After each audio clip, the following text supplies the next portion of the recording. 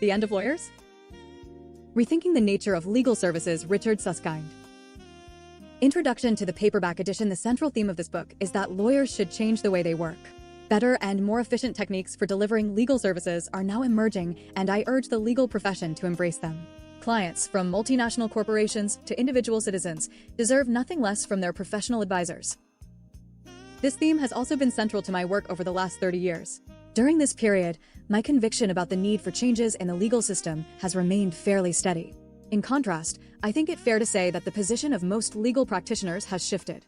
In response to my published views on the future of the legal world, I believe that some lawyers have now progressed through all 4 stages of acceptance identified by the British biologist J.B.S. Haldane. 1. This is worthless nonsense. 2. This is an interesting but perverse point of view. 3. This is true, but quite unimportant. 4. I always said so. Haldane was speaking about reactions to new ideas in science and not about the law. But his words resonate in today's legal marketplace. In November 2008, when this book was first published, many of my claims and arguments were met with a third of Haldane's responses. Lawyers conceded that there was some truth in what I had to say, for example, about new ways of sourcing legal work, but they doubted its relevance for daily legal practice. Nonetheless, I was actually quite pleased. No longer was I interesting but perverse, as seemed to be thought in 2000 when Transforming the Law 2 appeared, and, reassuringly, I was now not thought to be the purveyor of worthless nonsense, which generally was the reaction in 1996 to The Future of Law 3 and, much earlier, in 1987, to Expert Systems in Law. 4 Remarkably, though, in less than 2 years, we have now migrated into Haldane's 4th stage. Around the world, stirred by the recession, senior lawyers are now sagely proclaiming not simply that the time has come for the profession to modernize and transform itself, but that they have been anticipating this for years. In this massive wave of cognitive dissonance, I am rather disconcerted. After decades in the wilderness, it is strange to have become mainstream. That said, by no means all lawyers concur with what is written in the pages that follow. In fact, some seem to disagree with all of it. Often, before I speak at a conference, I am warned, in hushed tones by a friendly organizer, that I should tread warily because some formidable legal dignitary is in the audience and that he or she disagrees with my book. I often quip, the naysayer cannot surely object to everything in the text. The index and bibliography, for instance, are entirely unobjectionable. To oppose the entire book is surely to admit that it has not been read. Some of what is said here is not contentious. The reality is that I present a wide range of analyses, hypotheses, case studies, recommendations, and predictions. I am emphatically not putting forward a single, all-or-nothing argument, or a unified theory of everything that can be shot down by a single, well-aimed missile. As I like to say, I am simply laying out a buffet of likely options for the future, and am happy for readers to select some of what is on offer and leave the rest to one side. Naturally, I would prefer that most of what I say is accepted, but my mission is to widen horizons and not to force feed. Admittedly, I do predict great changes in the legal market that may cause discomfort in the reactionary camp, a movement towards the commoditization of legal services, a shift toward decomposing legal work into its constituent tasks and sourcing each in the most efficient way, a related increase in the outsourcing, offshoring, and, as I say, the multi-sourcing of legal work. The emergence of new forms of legal businesses underpinned by novel business models and innovative external funding. A rapid increase in the impact of various disruptive information technologies, and much more besides. These changes are being hastened, I claim, by the growing need for most clients, businesses, and individuals to secure more for less, more legal service at less cost. I maintain that there are only 2 sustainable strategies here. 5 The first is for in-house departments not only to be vastly more efficient in their deployment of the traditional combination of internal labor and external law firms, but also to ensure that work is undertaken, where appropriate, by less costly suppliers of legal services, such as legal process outsourcers and paralegals. The second strategy is for general counsel to collaborate with one another and so share the costs of some common legal expenses. In short, the options are either to cut the costs, and I call this the efficiency strategy, or to share the costs, which I refer to as the collaboration strategy. These strategies apply not only to large volume, low value work, but also, and vitally, to the routine elements of high value work. For the legal profession, this book suggests numerous radical consequences. For example, it follows from what I say that the market for the traditional legal practitioner will diminish, as will the need for the traditionally trained law graduate. Many small firms and sole practitioners will struggle to survive. Many medium-sized firms will merge, and some large firms will shrink, while others will fold. Some skeptics will respond by saying that I may be wrong about the future. To them, I often say that if there is a reasonable possibility of my predictions coming to pass, then the implications for the profession are so profound that lawyers should surely be preparing in some way. But I do not wish to concede any ground whatsoever on the central thrust of the book, and I stand by the principal arguments and conclusions. My purpose in this new introduction, accordingly, is not to revise or revisit them, but instead to offer a brief update on my thinking and to provide some new techniques and tools. The update is not comprehensive, but it should give a sense of my views on the impact of the recession on the legal market, on some notable recent developments, and on the rise of legal process outsourcing. As for the new techniques, I present a tool for analyzing the legal market and 4 models for legal businesses of the future. I conclude by suggesting how senior managers in legal businesses might meet some pressing strategic challenges. Impact of the Recession. Although first published in late 2008, I completed the manuscript of this book many months earlier, before anyone had any sense of the depth of the world's economic problems. What, then, is the impact of the recession on my various forecasts? Generally, I believe that the dreadful economic conditions are accelerating the various effects and phenomena I predict in this book. This is to be expected. Many of the changes that I envisage and advocate are driven by the market's need to reduce the cost of legal services. As that need has become more pressing, then the imperative to embrace, say, multi-sourcing, becomes correspondingly stronger. Some of the consequences of the growing pressures facing the legal profession were identified in late 2009 in a study of the U.S. legal industry, commissioned by LexisNexis.6. According to this research, clients in the U.S. say that law firms are not doing enough to respond to the economic downturn, while law firms claim that clients are too focused on costs. It was ever thus.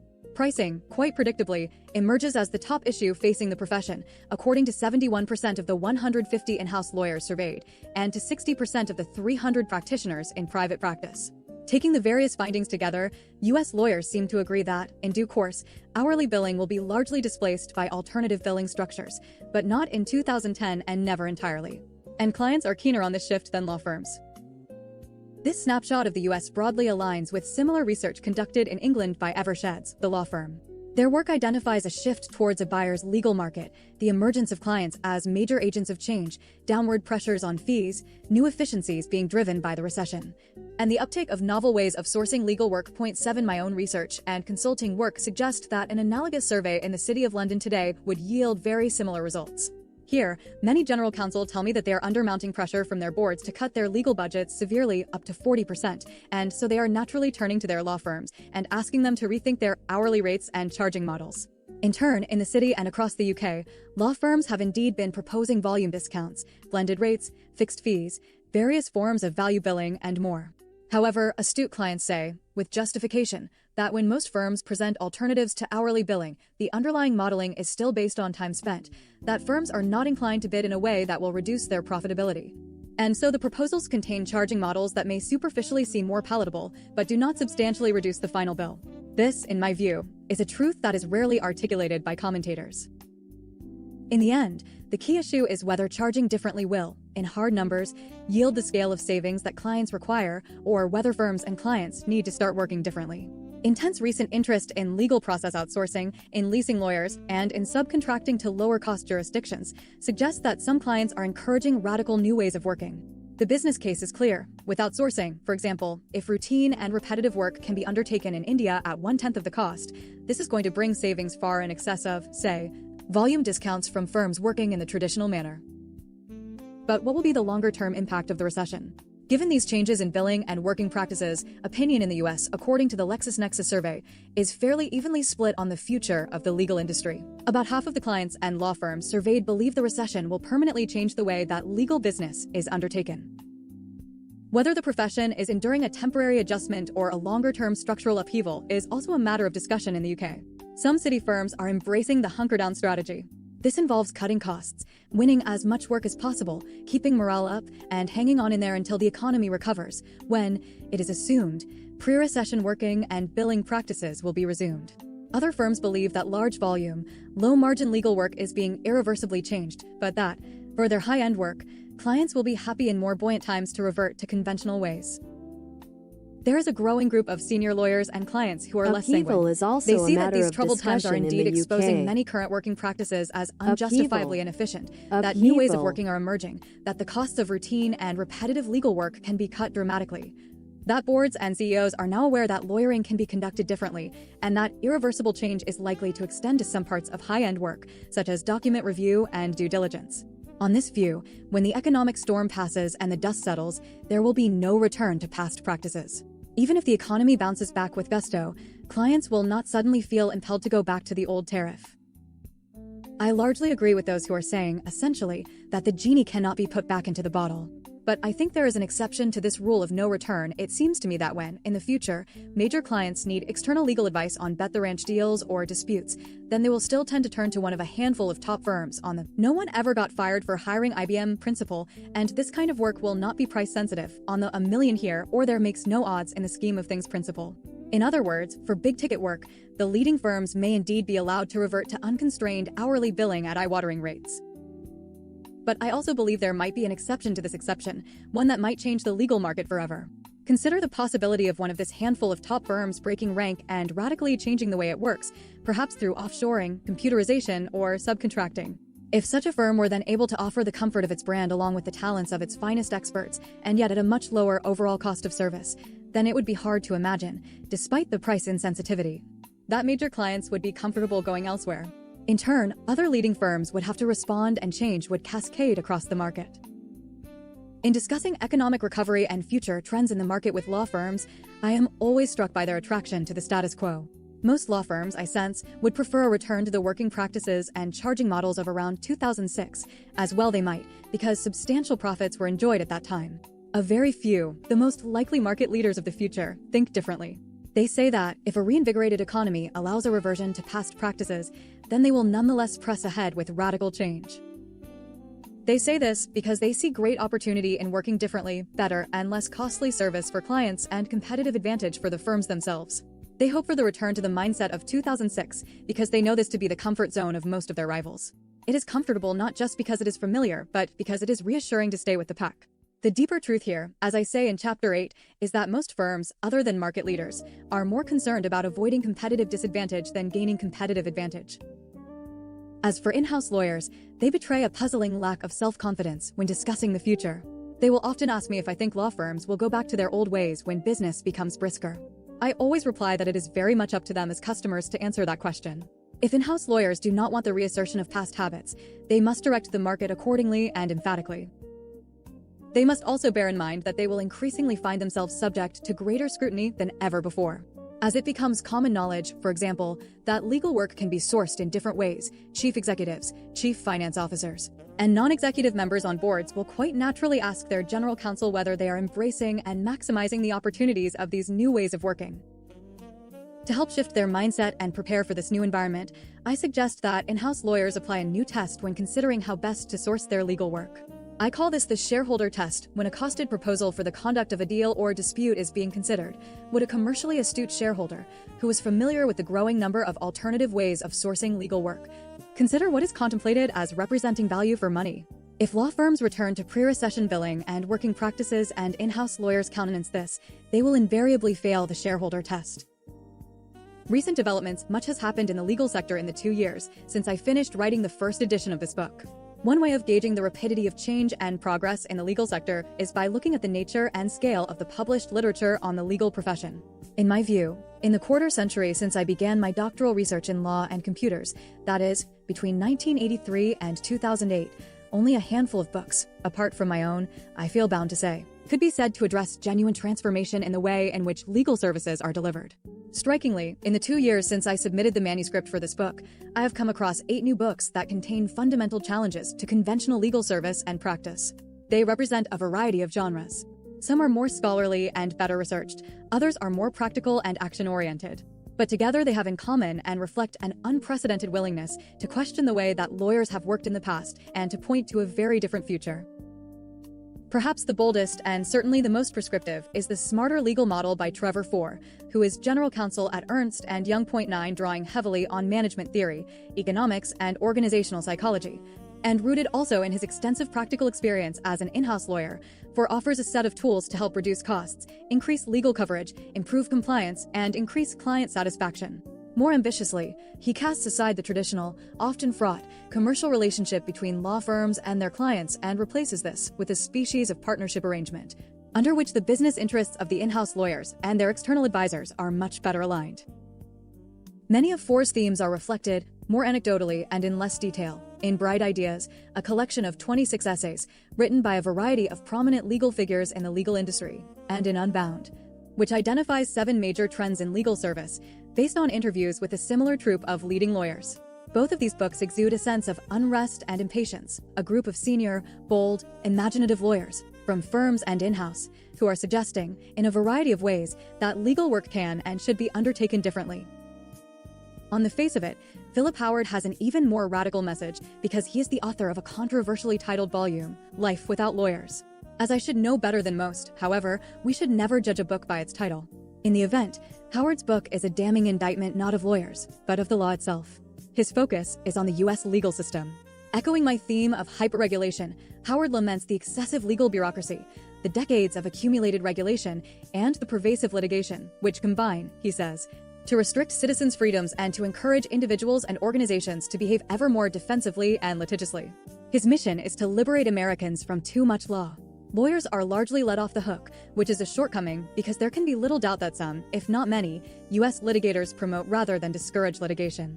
In common with the other authors mentioned here, however, Howard's is a call for comprehensive change in the law and not mild reform. According to Julie McFarlane, substantial change has already occurred in the world of dispute resolution. In The New Lawyer, her focus is on Canada and the United States. Based on a decade of extensive empirical research, she charts a move away from lawyers as combative, gladiatorial, adversarial advisors to lawyers as empathetic counselors who are more inclined to negotiate, mediate, and seek consensus, and to do so with more active participation of clients than accompanies conventional litigation. McFarlane shows that many stereotypes of legal advisors are outdated and that a new breed of lawyer may well be emerging, lawyers who are as skilled at preempting disputes as they have traditionally been at escalating them. Meanwhile, the American Bar Association is to be congratulated for publishing 2 practical guides for lawyers, one on the use of knowledge tools and the other on technologies that enable collaboration amongst lawyers. These texts are much more than how-to aids. If their teachings were implemented, lawyers would work very differently. No longer would the legal advisor be an isolated sole practitioner, more or less. Instead, lawyers would become consummate team players who would avoid duplication of effort by capturing and nurturing their knowledge and sharing their experience with their colleagues and clients. More than this, the service on offer from lawyer to client would shift from being a one-to-one consultative advisory service to a one-to-many information service. Full-scale adoption of knowledge and collaboration tools would transform the work of lawyers. Also, in a practical vein, and on a subject topic that has profound implications for the practice of law, is Michael Bell's book on legal outsourcing. As I indicate in this introduction, outsourcing creates enormous opportunities for clients and threats to conventional firms. Bell's manual, complete with case studies, is a useful guide to the key business and management issues, including the benefits, the risks, the importance of quality control, the art of vendor selection, and the regulatory implications of outsourcing. The publication of the 8 books I identify here constitutes a clear signal, I suggest, of an upsurge of interest in alternative ways of delivering legal service. They reflect fresh, innovative, and entrepreneurial thinking in the legal world, a new open-mindedness amongst some lawyers at least, a willingness to reinvent, to rethink, and to redesign legal businesses. A very few years ago, there was very little appetite for this kind of thinking. Today, in contrast, I am frequently asked by senior lawyers to suggest reading materials on the future of legal service. Not only am I able to point to these books, but some more serious and scholarly writings in the field are also appearing. Aside from the growing literature on the modernization and transformation of legal service, there have been numerous other developments that demonstrate just how rapidly the legal sector is evolving. In the next few paragraphs, I select a few of these to give a flavor of the progress being made. I start with the systems that are now being introduced in the new Supreme Court of the United Kingdom. When preparing the manuscript for this book, in early 2008, I expressed the hope that these systems would become a flagship for a wide range of case management technologies. In the event, I believe that the Supreme Court, which opened in October 2009, is now equipped to be the UK's most technologically advanced court. One innovation is that, in each of the 3 courtrooms, there are 4 fixed cameras. These record all proceedings which will, in due course, I expect, be available on the web. These filming arrangements are unique in the courts of England, Wales, and Northern Ireland, where cameras have been forbidden in the past. The courts also have document display systems. When barristers argue their cases, the precise pages under discussion can appear instantaneously on the screens. This should eliminate the need for justices to search for paper-based folders and documents. Justices can also bring laptops into court. On these, it is possible for them to highlight text within their own electronic copies of the case materials, add comments, and copy and paste relevant words. Later, these annotations and extracts can be gathered together as searchable collections of notes. It is also possible for the justices to roam around the documents, jumping from one to another using hyperlinks. These features are enabled by another innovation, electronic filing, e-filing. Unless permission is given, all documents and bundles submitted to the court must soon be sent both in electronic form and as conventional paper-based files. The core volume of documents will be submitted as a single, bookmarked PDF document. For each case, this will give the justices a convenient electronic document bundle that behaves like a mini website. Another advantage of e-filing is that the documents feed easily into the court's case management systems. These are the back-office facilities that support the everyday tasks of document filing, case progression, and listing. The system, in turn, provides officials and justices with fully electronic virtual case files. Meanwhile, any web user can determine the status of cases before the court. Details are fed from the case management system onto the court's website. Citizens can view summary information, while practitioners can peruse in greater detail. Staying with the topic of dispute resolution, but in an environment quite unlike that of the Supreme Court, I was amazed recently to learn of the number of disagreements that arise and are settled on eBay. The world's largest online marketplace, eBay has more than 90 million active users. In 2009, around $60 billion worth of goods were sold on eBay. Inevitably, disputes arise. What I found remarkable was the number of disputes, about 60 million disputes each year. As the authors of a paper on this subject note, when the tally of disputes runs into the millions, human-powered dispute resolution cannot handle the scale of disputes. Instead, ODR, online dispute resolution, is used efficiently and to good effect. Why on earth can we not deploy ODR in resolving other disputes that arise in society? The skeptics will say that ODR only works for high-tech people and business that is conducted online. But this is misguided. Most people who use eBay are not especially high-tech, and the disputes that arise are rarely about online issues. Legal policymakers and litigators around the world should be investigating ODR in depth. In my view, in years to come, and especially for the internet generation, ODR will become a mainstream technique for resolving disputes. Lawyers who find it hard to accept that IT might transform legal work should digest the achievements of LegalZoom, a US-based business that leads the way in providing online legal documents. Since their launch in 2001, their vision has been to help people create their own legal documents and so put the law within the reach of millions of people, reliably and online. They believe it should be easy for non-lawyers to create wills, incorporate businesses, register trademarks, and take care of everyday legal matters without instructing costly lawyers. I have admired LegalZoom from a distance for several years, but this year I was impressed to learn the results of recent market research that they undertook. According to this work, LegalZoom is now the best-known online legal service in the US, and its brand is better known in the US than that of any law firm. Remarkably, too, they have served over 1 million customers. I take this statistic to vindicate the hypothesis I advanced in 1996 in The Future of Law about the realization of what I called the latent legal market. I claimed that non-lawyers who, in the past, had not been able to benefit from legal guidance because it was too costly or impractical would, in the future, be able to avail themselves of affordable, convenient, online service. That future has now arrived. Unlike their many users, some lawyers are perhaps deterred by the very name LegalZoom because they feel it lacks the gravitas of, say, Messrs. Tulkinghorn and Vols. These lawyers no doubt also feel a wheezy exasperation when they hear talk of the social networking and microblogging service known as Twitter. Very simply, Twitter enables its users to send short text messages known as tweets to their followers who are friends or other interested parties. And users, in turn, can follow others. Although created in 2006, Twitter was almost unheard of amongst lawyers as this book went to print in 2008. It now has more than 100 million users worldwide. By the end of 2007, approximately 500,000 tweets per quarter were posted. By the end of 2008, this figure had risen to 100 million. By the end of 2009, there was a further rise to 2 billion tweets per quarter, and in the first quarter of 2010, 4 billion tweets were posted. 25. I find it exhilarating to think that a new tool for communicating can so rapidly take hold in our world. Most lawyers with whom I speak dismiss Twitter as yet another plaything for their children. Of what possible relevance, they inquire, could this possibly be for a senior legal practitioner? I reply that I know quite a few general counsel and senior in-house lawyers who now use Twitter and regularly send out messages about what they are doing, what they are thinking, and where they are going. And if my clients were sending out regular updates on their news and views, I would want to be on the receiving end, even if the medium has a slightly silly name. Another technology that I've seen advancing rapidly in the past 2 years has been e-learning. I was asked in 2009 to undertake a 5-year review of e-learning at the College of Law in England. I was surprised and encouraged to find the extent to which electronic tutorials and online supervision have already changed the learning experience of law students on the college's legal practice course. More than 400 iTutorials have been developed.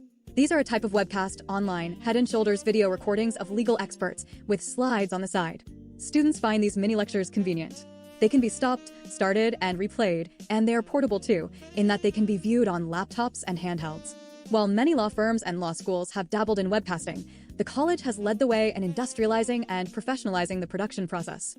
It is hard to understand why all law schools are not embracing this technology.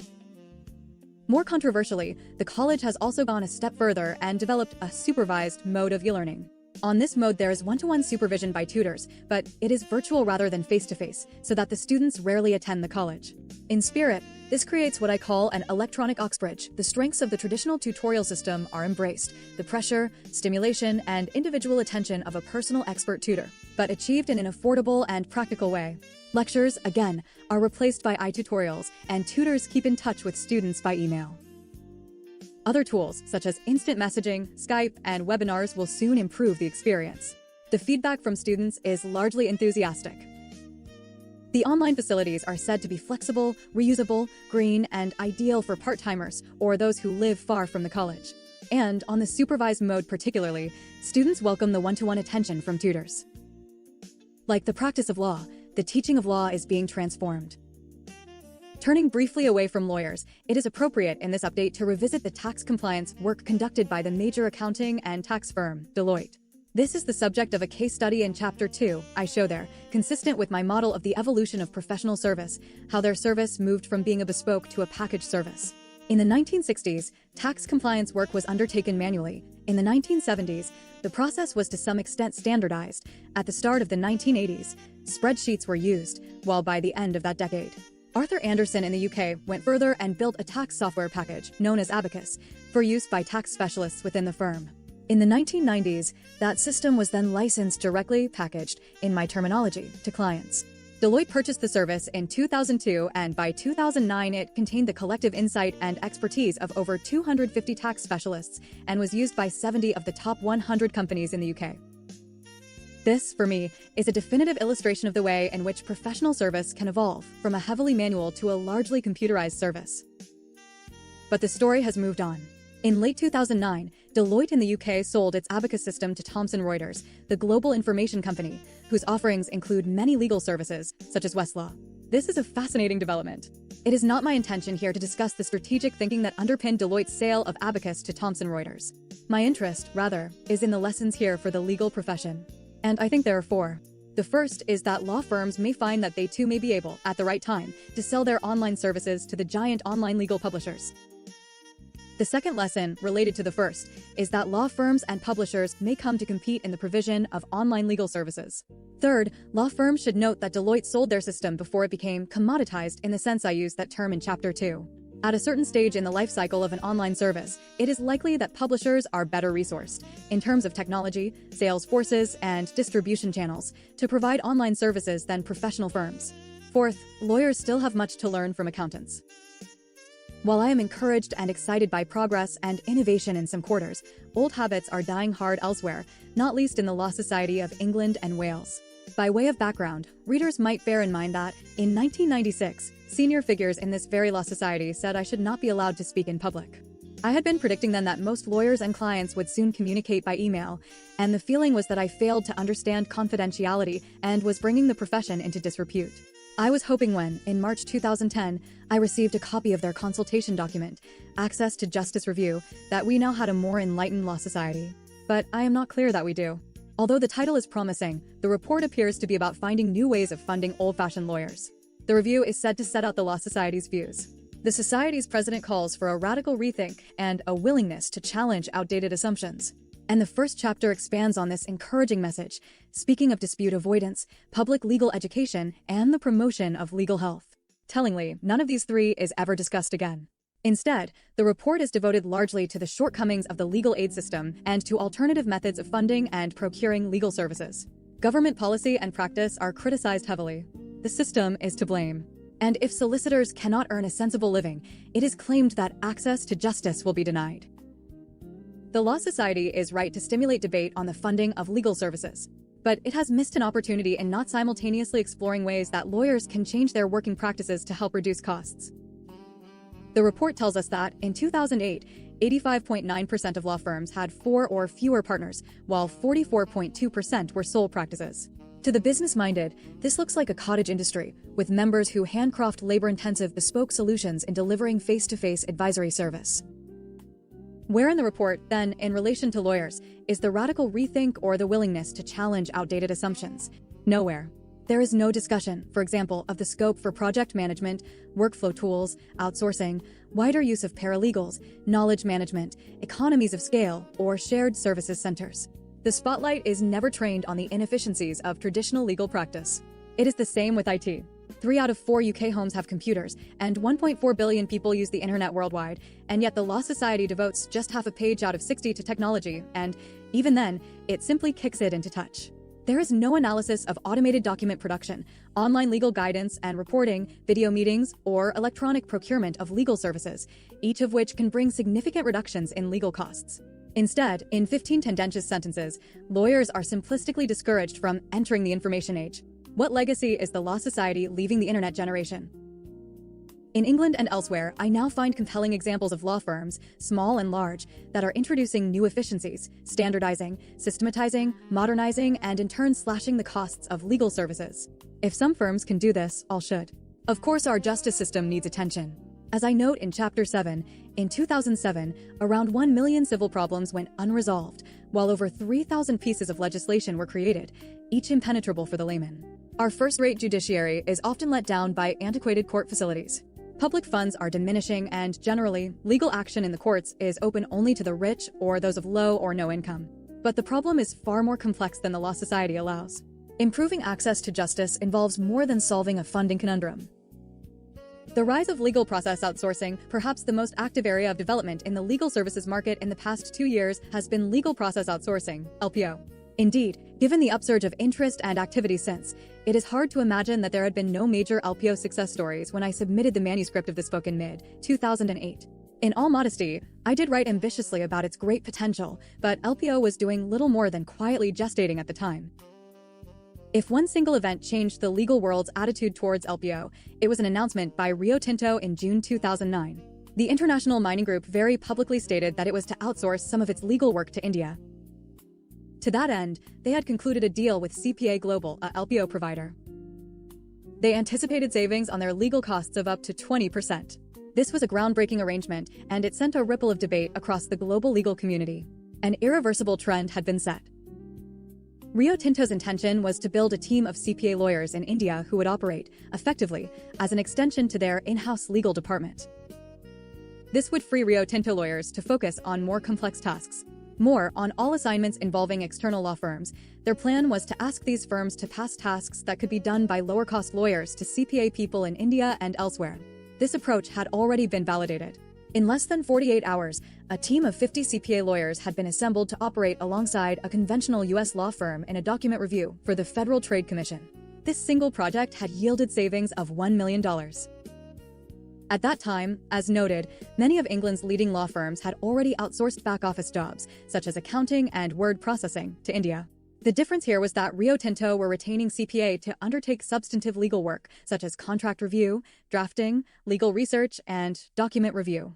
Different, too, was that the drive to outsource had come not from law firms, but directly from the client, and not simply for the occasional piece of work, but as a fundamentally new way of working. It was anticipated at the time of the announcement that law firms might be hesitant to give work to CPA lawyers rather than deploy their own, highly profitable, juniors. But it was clear that they would have little option, because Rio Tinto took a robust stance. If a firm refused to collaborate with CPA, it was told to expect its position as an advisor to be reconsidered. Tellingly, Rio Tinto said that the Magic Circle law firm, Linklaters, one of their leading advisors, had responded positively to the new approach. The arrangement with CPA was firm evidence of a profound change in the legal world. The context here, to recap, was that in-house lawyers were under great pressure to reduce their internal headcount and to spend less on external law firms at a time when they had an increasing workload. Clients needed to secure more legal service at less cost. Previously, the main way to meet this challenge had been for external lawyers to charge less. And in mid-2009, most firms were indeed cutting their hourly rates and offering fixed-fee arrangements, while many clients were driving down fees through auctioning and other devices. It was clearly a buyer's market.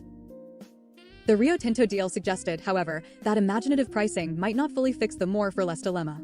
Lawyers would need to go further and source their work differently, often by engaging less costly labor to carry out routine and repetitive legal tasks.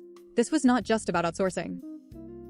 Other techniques were gaining traction as well: offshoring, subcontracting, relocating, leasing of lawyers, and more, as discussed in Chapter 2 of this book.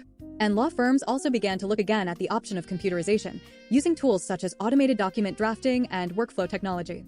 Some lawyers were following the proposal of this book, creating an optimum blend of these options: task-based, lowest cost, multi-sourcing, when the least costly of the various available techniques are used in combination.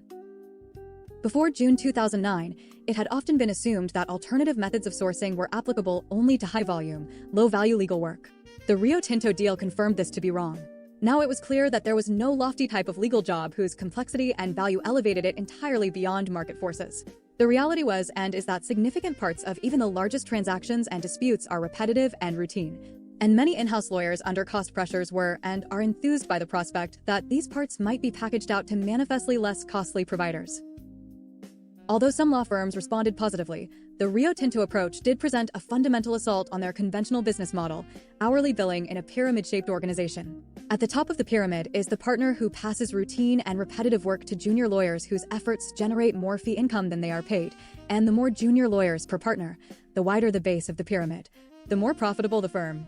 But if some work can be undertaken at less cost by other means, for example, by LPO, then the base of the pyramid shrinks, the profitability drops, and the firm is left with the high costs of luxurious buildings populated by expensive lawyers who are no longer required.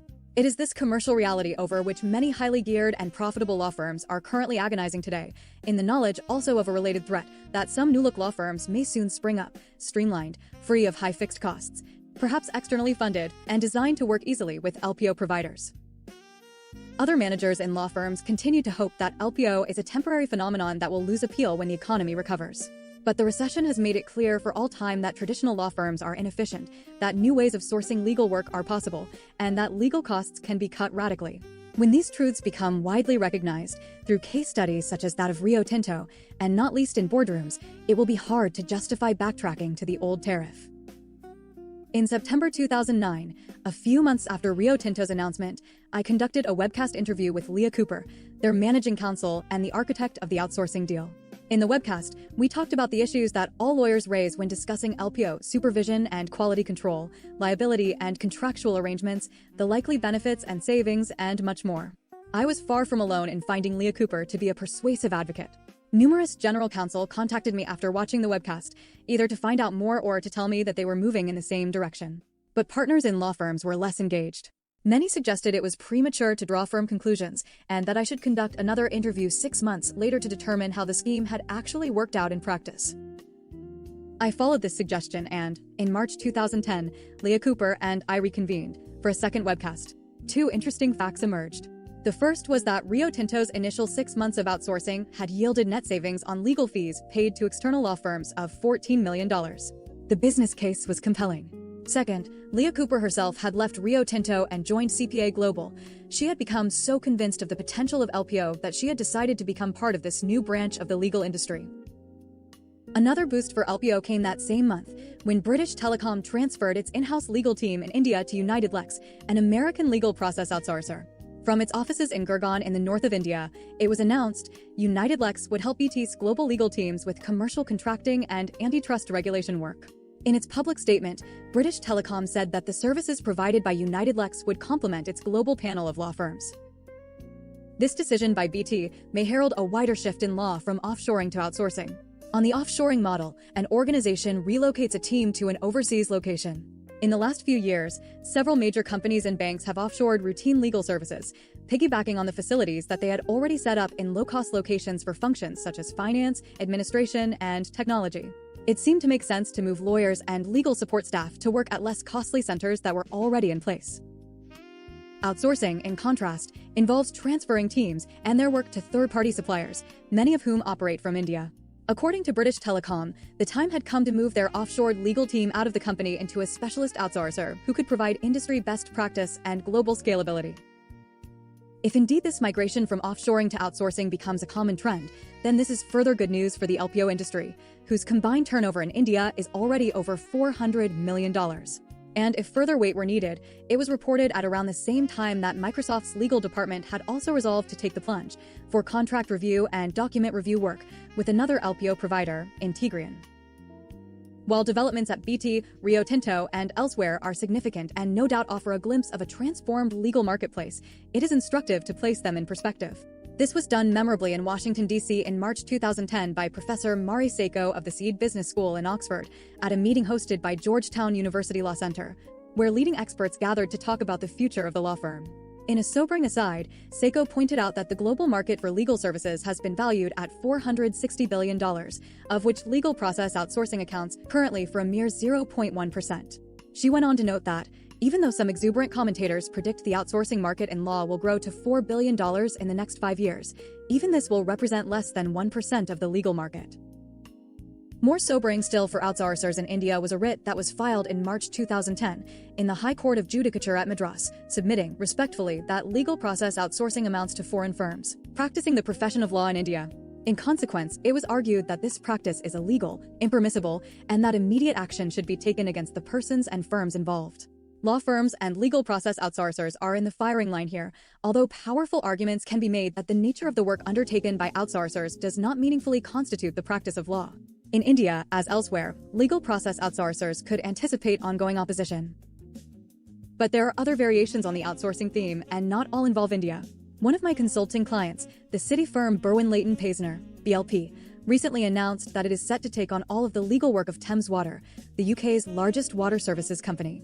The utility's general counsel will remain at Thames Water with a small, retained team, but the rest of the in-house lawyers are transferring to BLP's newly created Managed Legal Service division. Joined by BLP specialists, these lawyers will continue to work on-site. In return for a fixed fee, Thames Water will receive their legal services at guaranteed levels of performance from a single provider. Vitally, the fee represents a major reduction in legal expenditure for the utility. The deal is therefore reminiscent of the IT outsourcings that have been popular over the past 20 years. A business transfers a non-core function to an external supplier who is able to provide the service back at a higher quality and lower cost. Strategically, there are fundamental forces at play here.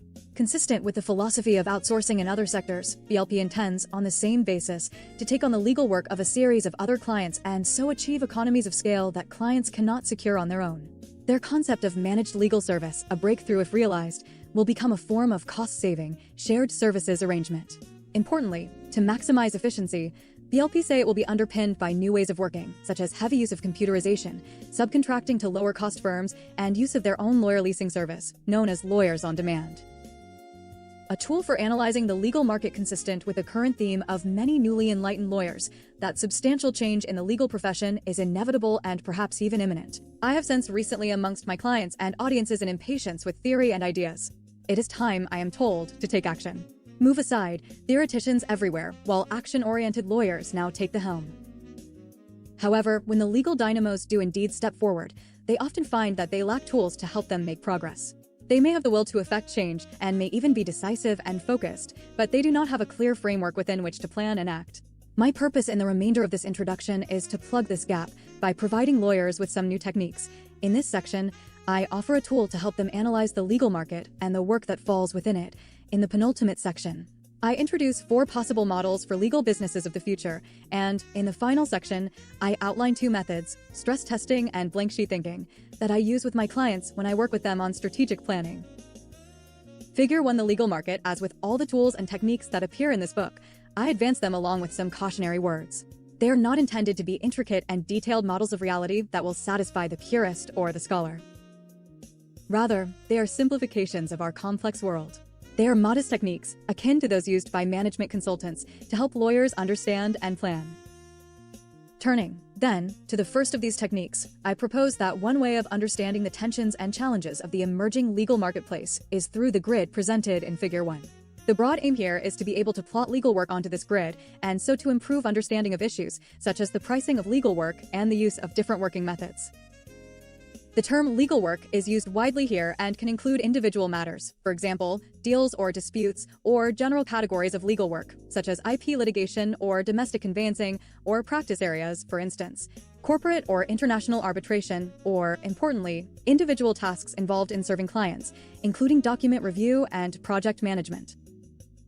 2 dimensions of the legal market are reflected on the grid. on the one hand, on the vertical axis, there is a spectrum between weak competition and strong competition, and on the other, the continuum between complex work and work that is routine. Types of legal work can be plotted onto the 4 quadrants of the grid that are created by the intersection of its axes. As a starting point, it is helpful to look at the grid from the supply side of the market, that is, from the perspective of law firms providing services to their clients. From this point of view, at the top of the grid, where the competition is weak, there are, accordingly, very few firms who can undertake work that might be plotted here. In contrast, at the bottom of the grid, where the competition is strong, many firms are able to deliver the service in question. Where the work is located towards the left-hand side of the diagram, it is considered to be complex. This work will tend to be handled in a traditional, often bespoke, handcrafted manner, whereas, towards the right-hand side, the work can be routinized by standardization and computerization. Most commercially ambitious law firms of today will want to secure work that is positioned in the top left of the grid, marked X on Figure 2. These firms will want to say to their clients, first, that the work required is complex and so to the left, and second, that they are one of a very few firms that are qualified and capable of taking it on. In contrast, most clients will hope or want to argue that any given piece of legal work can be positioned in the bottom right quadrant of the grid, marked XX on Figure 2, because here there are many firms that can undertake the work and it is of a highly routine nature. Generally, the work in this area can be undertaken quickly and at low cost because it is routine and there is a plentiful supply of lawyers, whereas, in the top left, the work will, more likely, take longer and cost clients more, because it is complex and there are far fewer suppliers. Figure 2 firms and clients. Figure 3 legal providers. Figure 2 captures the fundamental tension between law firms and clients of today, indicating that the preferred coordinates for each are diametrically opposed. More, this figure depicts the pervasive pull of the marketplace. Clients, wherever possible, in these difficult economic times, are encouraging or requiring not only that work be standardized or computerized wherever possible, but also that many firms, and not just a few, build the capability to undertake the work. Broad characterizations of the types of legal providers in the market can be appended as labels to each quadrant of the grid, as is shown in Figure 3. In the top left, where the work is complex and the competition is weak, we will tend to find the conventional law firm, delivering advisory service in the time-honored, one-to-one, consultative way. Moving down to the bottom left quadrant, where the competition becomes stronger, and yet the work still requires relatively bespoke treatment because of its complexity. This service remains advisory in nature, but the business that delivers it tends to become more streamlined and tightly managed. As competition intensifies, the prices fall, and so profitability is prejudiced unless the cost, to the provider, of delivering the service is reduced. In this quadrant, we are increasingly finding work being subcontracted to lower-cost law firms, usually where labor costs are lower, and new entrants to the market, such as Axiom and Voxius. Organizations that contract or lease lawyers to clients at rates much lower than conventional law firms charge out their personnel. In the bottom right quadrant, where the competition is strong and yet the work is routine, again we are seeing the emergence of modernized and streamlined businesses, but here there is also high deployment of standardization or computerization. Typically, then, we see this quadrant being occupied by paralegals who are supported by technology and, more recently, the emergence of legal process outsourcing providers, although some of these LPOs also have aspirations to move into the bottom left as well. Finally, in the top right, where there are few competitors and yet the work can be routinized, there will be innovative law firms who have chosen to standardize and computerize. While their competitors still treat this work as complex and so in need of handcrafting, these innovators create new approaches that render complex activity into, largely, routine process. Beyond law, an illustration of this move from top left to top right is the evolution of the tax compliance work of Deloitte in the UK. Complex tax work that once required handcrafting was in this case computerized, and in this Deloitte emerged as a market leader, with little competition in delivering compliance services to clients at relatively low cost. Figure 4 plots the path of followers in the legal sector. These are firms that cling on to the bespoke handcrafting ways of working, even when the competition intensifies. On the first part of this trajectory, legal work that was once highly profitable becomes a service that many firms can deliver. Worse, in the second sweep, as the competition intensifies, it is clear that, to have any chance of securing instructions, firms must standardize or computerize and so move from the bottom left to the bottom right. In contrast, Figure 4 also indicates the pattern of leaders in the legal market. These are lawyers who drive their services from the top left to the top right quadrant, as Deloitte did with their tax compliance work. Similarly, about a decade ago, when major city law firms in London automated the production of loan documentation, they made precisely this shift. They recognized, through systemization, that they could steal a march on their competitors. In consequence, they disrupted their market and a few competitors followed suit. This transition from left to right resulted in the leaders remaining in a small elite group of a very few lawyers capable of undertaking big-ticket work in the new way. The result was lower fees for clients and more profitable work for the providing firms. Fewer hours of effort were required, and although the overall level of fees were reduced, the relative profitability increased. Figure 4 followers and leaders, however, as is the way in competitive markets, other players will recognize, in due course, that they too will need to standardize and computerize, and so, as many firms come to work in the new way, the pioneers begin the descent from the top right of the quadrant into the bottom right. The differences between leaders and followers on this model is that leaders enjoy a period of greater profitability and market share and seek to remain in the top right for as long as possible by creating sustainable competitive advantage, whereas followers are dragged reluctantly through to the bottom right, having suffered a reduction in profitability, trying all the while to resist competitive disadvantage. Figure 5 billing. The key point here is that, as Figure 5 shows, legal work at the top of the grid, in either quadrant, can attract premium levels of fees because the competition is weak, whereas work at the bottom of the grid, again in either quadrant, will tend to sustain little more than marginal cost pricing. It is also interesting to note, as Figure 5 captures, that work to the left of the vertical axis will tend to be charged and priced on a time-based billing basis, where work to the right of this axis will more often be based on some kind of fixed fee. In practice, however, the picture is more complicated than I have so far suggested. Following my arguments in Chapter 2, deals or disputes should not be considered to be indivisible or monolithic packages of work, the entirety of which must be undertaken and charged in one way only. Instead, and this is fundamental to the thinking in this book, legal work can be decomposed, that is, broken down into its constituent tasks, and, as I argue, the market will increasingly require that each task is undertaken in the most efficient way possible, consistent with the level of quality of service that is required. With this approach in mind, it transpires that one useful and practical way of plotting particular pieces of legal work, deals or disputes, for example, onto the grid involves decomposing the work into its constituent tasks and allocating each task to its rightful place on the grid, as illustrated in Figure 6. This particular depiction assumes that there are 5 main tasks involved in the matter in question, but it can quickly be seen that these are spread across the grid. The implications of this are immediately obvious, consistent with Figure 3. The work involved here is likely to be undertaken most efficiently when taken on by several different types of legal provider working in collaboration, and doing so, following Figure 5 under different charging methods. For example, Task 1, in the top left, is therefore most appropriately undertaken by a conventional firm, charging by the hour and at premium rates, while Task 5, in the bottom right, is better suited perhaps to a legal process outsourcing provider on a fixed fee and almost marginal cost basis, noting that the marginal costs for an LPO provider are much lower than those for a law firm. Figure 6 tasks. I accept that, in the past, many law firms would have sought to carry out all the tasks themselves. In the new world, however, it is likely that no single provider will be able to deliver services across the grid at sufficiently competitive prices. This, then, leads us naturally to ask what law firms and in-house legal departments might themselves look like in the future. I turn to this question in the following section. For models for legal businesses, I envisage 4 possible models for legal businesses of the future. Where I speak of legal businesses, I generally have in mind law firms and in-house legal departments, largely run and populated by practicing lawyers. I accept, of course, that many other forms of legal concern might also arise in due course, not least because of the impending liberalization of the legal market and the possibility of external investment in legal businesses. However, my focus here is on the next generation of legal organizations that have lawyers at their core. More specifically, the models I introduce are not only intended as structures for entire law firms or in-house departments. From my consulting work in this area, it has become clear to me that different practices, such as litigation or real estate, face quite different strategic and business challenges, so that the models are often best applied at that operational level. It is conceivable, therefore, that a firm or in-house department might be made up of practices that are based on quite different models. The 4 models themselves each present a different structure for legal businesses, or their parts. I call them the target, the donut, the glazed donut, and the cog. These models are not put forward as directly implementable structures for law firms and departments. Rather, they are intended, in a rough and ready way, to give a sense of possible approaches for the future. I deal with each in turn. Figure 7. The target, as depicted in Figure 7, is the dominant model in law firms and in-house departments of today.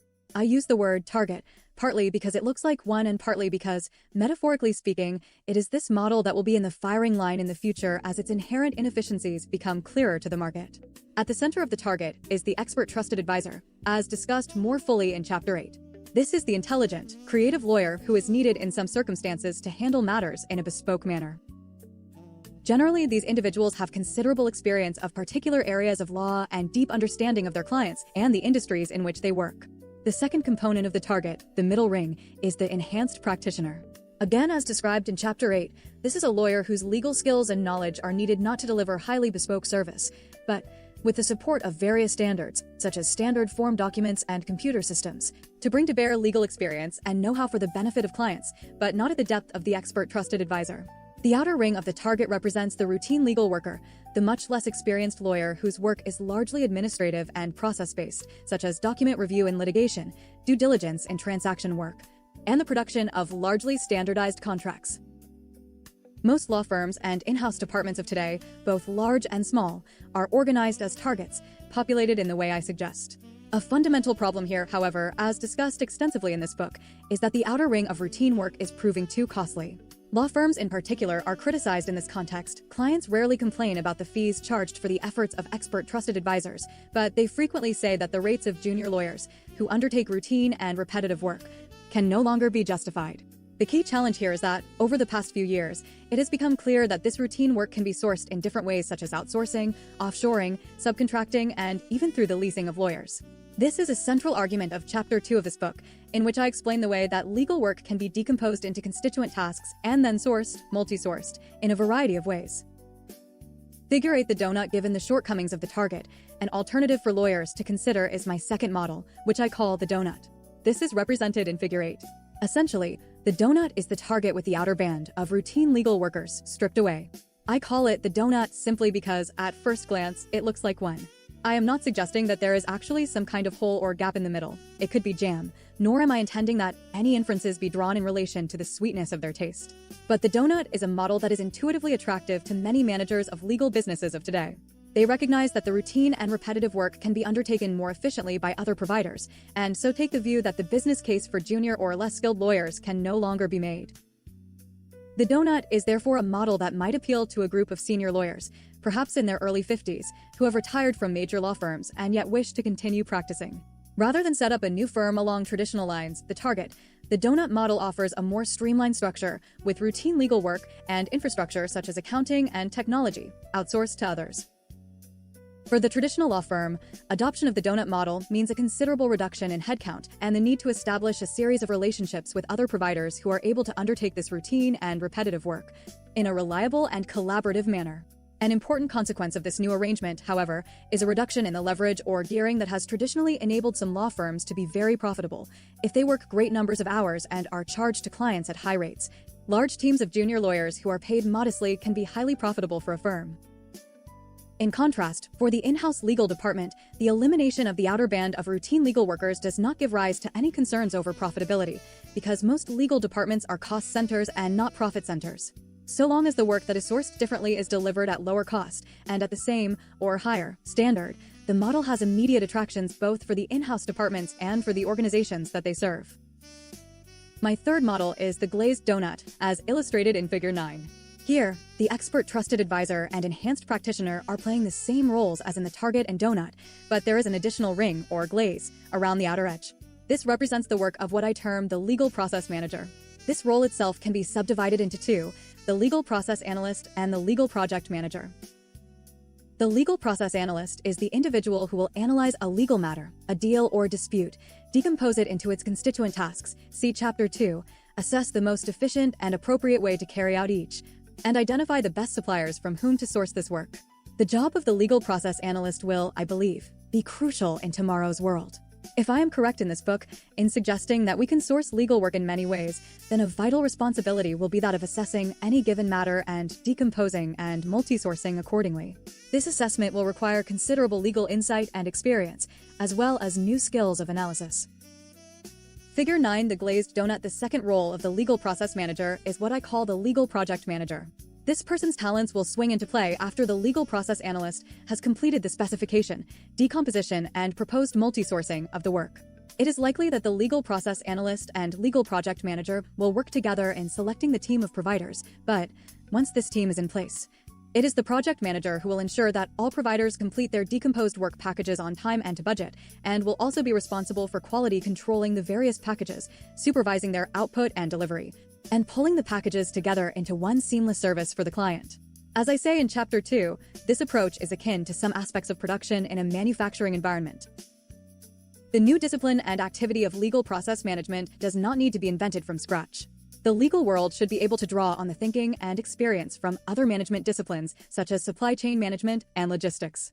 Indeed, in the future, it is likely that the legal sector itself will develop sophisticated tools and techniques that we might come to call legal supply chain management and legal logistics. These topics will no doubt be covered in courses on legal project management. Who, in the future, will take on the responsibility for legal process management, process analysis, and project management? This is a fascinating question, upon which the future health of the legal profession may in part depend.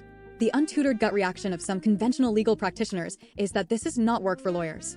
It is true, certainly, that process analysis and project management were not in the toolkit of the bespoke, consultative legal advisors of yesteryear. In contrast, there are some more enlightened practitioners who see the introduction of legal process management as an opportunity to extend the range of services they offer and the value they bring to their clients. In law firms, these innovators may well find here a new source of profitable legal work. At the same time, some imaginative in-house lawyers immediately recognize legal process management as a job for them. Indeed, they anticipate that this is what their boards and shareholders will expect of them, that they take responsibility for identifying the most efficient way of delivering legal service at an appropriate level of quality and of managing the process of delivery itself. In so doing, these in-house departments will serve their own organizations more impressively. Other in-house lawyers are more cautious and say that legal process management is a service that they would expect to be delivered by progressive law firms and not from within their departments. Either way, those law firms or in-house departments who assume the roles of legal process analyst and legal project manager will be adopting the model that I call the glazed donut. If law firms and legal departments together fail to embrace legal process management, I predict that there will be other new competitors, such as accounting firms, legal publishers, and new-look businesses fueled by external investment, that will happily recognize and exploit the opportunities here. If these more entrepreneurial organizations step forward, then, ironically, conventional legal businesses may be destined to be subcontractors on the edge of deals and disputes, rather than trusted advisors and risk managers at the heart of legal work. Some law firms and legal departments will feel that some of the routine legal work in the outer ring of the target must be kept within their organizations, for example, because of confidentiality, or that they can themselves undertake this work more efficiently than other providers in the marketplace, for instance, by building up an internal paralegal or e-discovery team. Pursuing this line of thinking, these legal businesses might adopt my fourth model which, because of its appearance, I call the cog. As shown in Figure 10, this model incorporates the glazed donut and adds some parts of the outer ring from the target. The idea here is that some routine work is retained and undertaken internally and other parts are sourced elsewhere. This model often appeals to lawyers and firms and in-house departments who are wary of relinquishing direct control over the teams who are doing the routine and repetitive work. Sometimes this caution is well-founded, but on many occasions it betrays a fear of losing empire. Figure 10 the cog in the end. As market forces drive through the legal profession, the interests and preferences of clients and shareholders will determine which models are embraced. For now, however, lawyers who are thinking strategically should carefully assess which models are possible, desirable, or even necessary within their legal businesses. Meeting strategic challenges, it is never easy to anticipate the likely pace of change in the legal marketplace.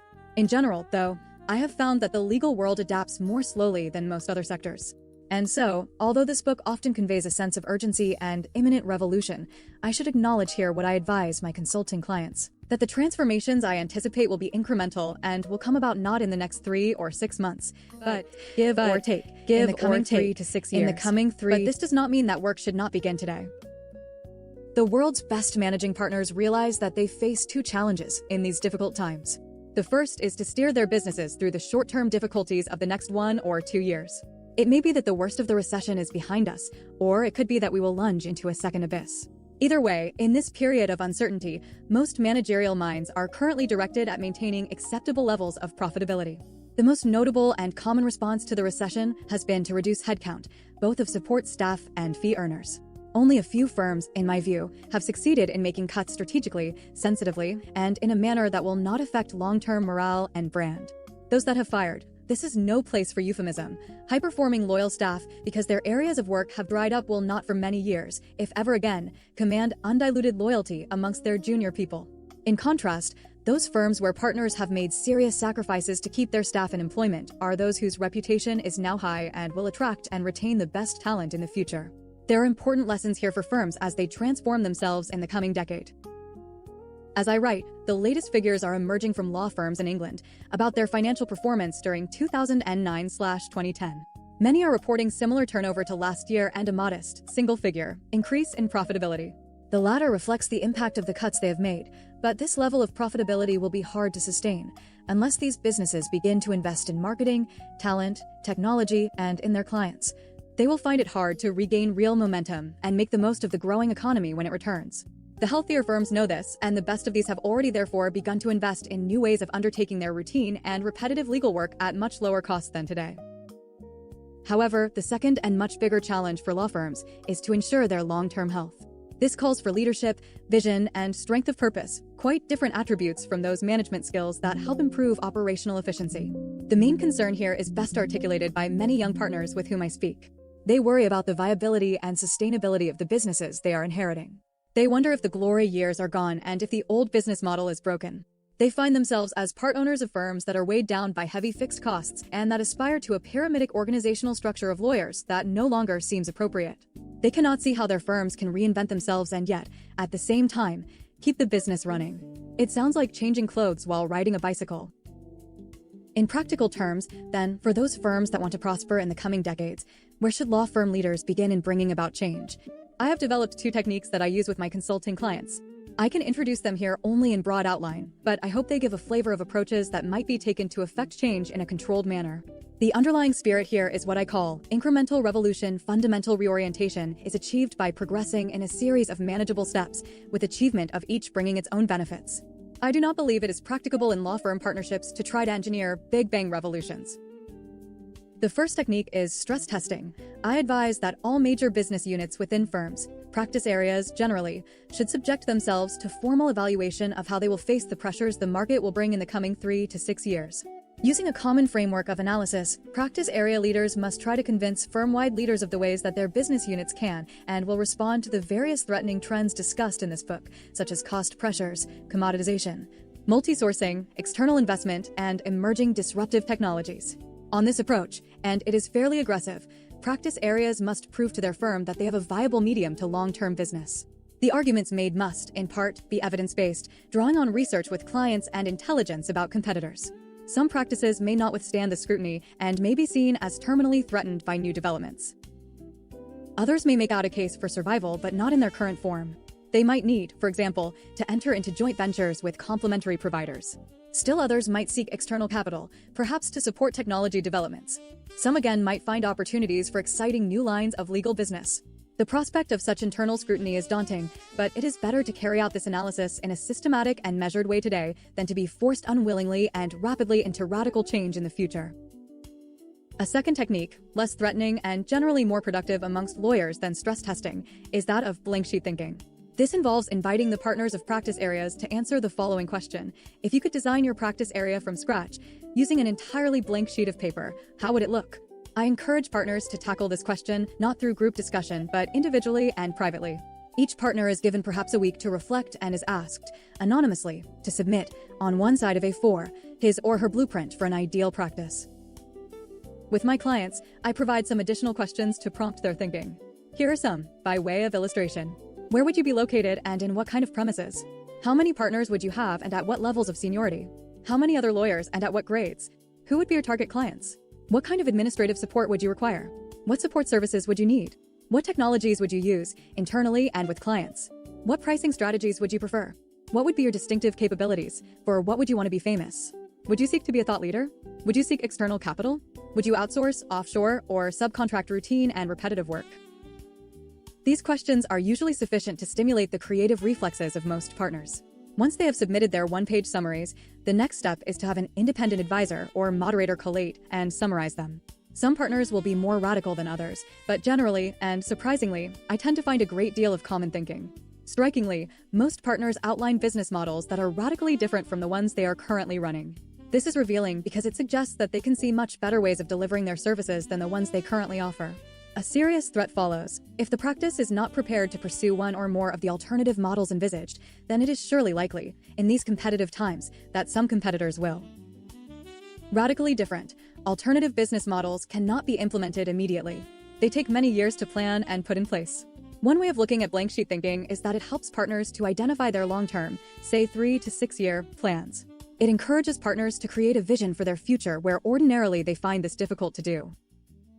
Stress testing and blank sheeting thinking are not conceived as infallible tools that will always provoke partners into rethinking their practices. But it is my experience that they do facilitate structured and systematic contemplation of the long-term health of legal businesses. With law firms perhaps a little better equipped, my final words of guidance are directed at General Counsel. As I stress in this book, the future of legal services lies very much in their hands. Most law firms are unlikely to change their ways without steady pressure from in-house lawyers. More than this, General Counsel must also be prepared to bring root and branch change to the workings of their own departments. Too often, in-house lawyers say to me that they have read this book and that I am absolutely correct in suggesting that law firms have to modernize and work differently. They seem to think my call for transformation is directed only at lawyers and firms. I fear these readers have never reached Chapter 5, which argues that in-house lawyers are also under pressure to rethink the way they work. Commoditization, computerization, decomposing, multi-sourcing, and the many other trends introduced in later chapters are as applicable to the work of in-house departments as they are to law firms. I suggest this not simply as a matter of theory, but as a reflection on recent research and conversations with chief executives, chief finance officers, board members, and shareholders. It follows, I suggest, that in-house lawyers too should conduct stress testing or blank sheet thinking. In-house lawyers, the most powerful clients of all, are therefore themselves at a crossroads because they must overhaul the way they work internally and the way they source external legal service. In turn, law firms must align themselves with these new working practices and, in so doing, reconstruct their businesses. Richard Susskind, June 2010, Radlett, England.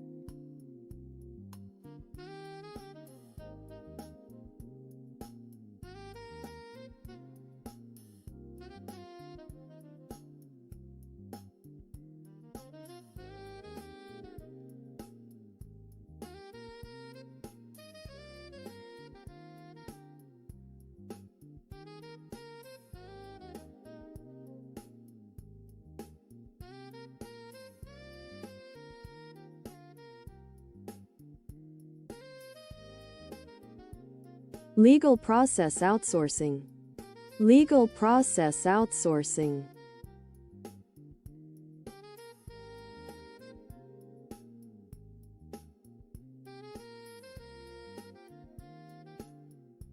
In-house lawyers. In-house lawyers. In-house lawyers.